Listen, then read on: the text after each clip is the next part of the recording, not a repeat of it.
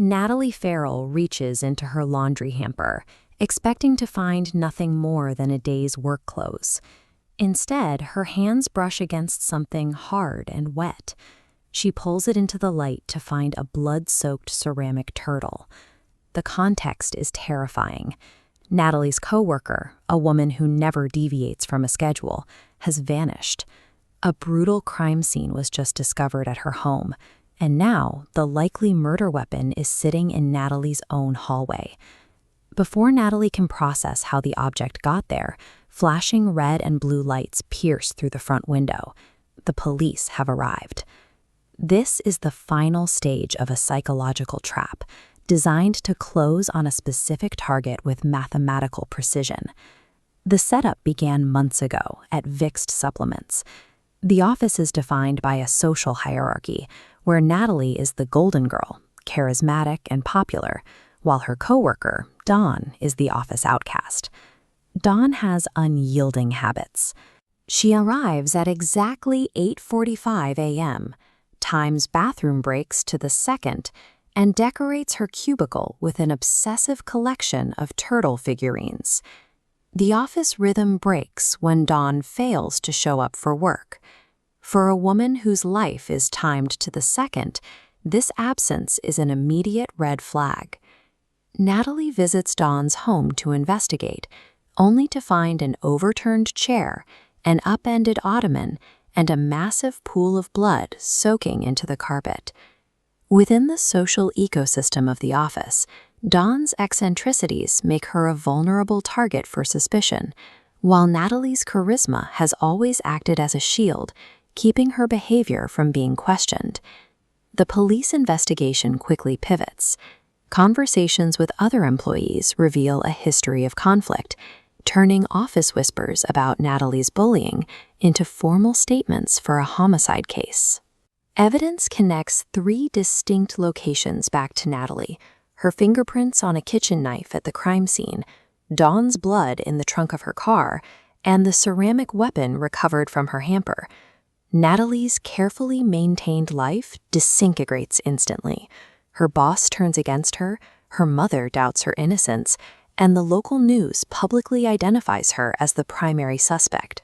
In the court of public opinion, the image of a cruel office bully makes for a satisfying villain, and investigators are eager to seal Natalie's fate. A body is discovered in the woods of Cohasset, but the recovery offers more questions than answers. The victim was beaten so severely that dental records cannot be used for identification. Forensic analysts run a DNA comparison, and the result is a total reversal. The person found in the woods is not Dawn Schiff. Dawn is alive. The blood in the house was a prop, and the disappearance was a staged event designed to look like a murder. The focus of the story shifts from a homicide investigation to the forensic deconstruction of a conspiracy.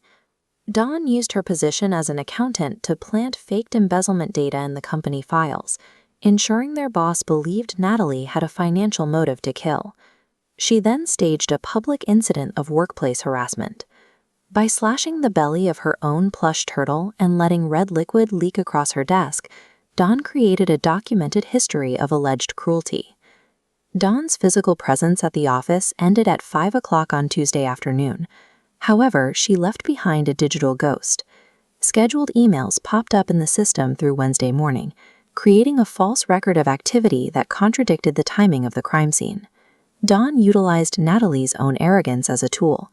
She relied on the fact that Natalie felt untouchable to ensure the frame job was never questioned. This plan was driven by the memory of a former employee, Mia Hodge, whose life ended in a tragic suicide.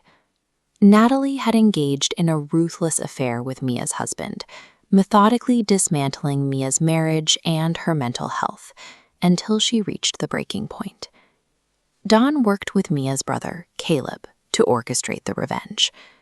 Because Natalie viewed Dawn as an invisible office eccentric, Dawn was able to manipulate the environment without ever being noticed.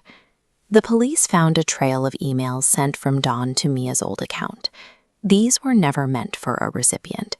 They were written as a false diary for investigators to find, documenting a fictional version of Natalie's abuse. By dismissing the neurodivergent coworker as an office weirdo, Natalie provided Dawn with the perfect cover to dismantle her life piece by piece. The plan begins to fail when Caleb loses his nerve, failing to secure the final piece of evidence needed to ensure Natalie's conviction.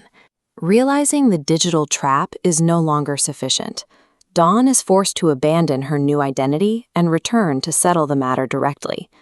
The shift moves from a battle of records and emails to a physical standoff. Dawn arrives to finish the work she started. When the attempt to use the legal system for revenge fails, the pursuit of justice can force a person to become the very physical threat they once feared. Freida McFadden's story highlights the danger of the facades we maintain in a corporate world that values likability over character. Society often protects those who are charismatic and attractive, while isolating those who are simply different, creating an environment where resentments can grow in secret. This narrative forces us to consider the people we overlook in our daily lives, the quiet ones we ignore, or the colleagues we mock for their habits. Calculated psychological warfare is executed in the open, often beginning with the person in the cubicle next door.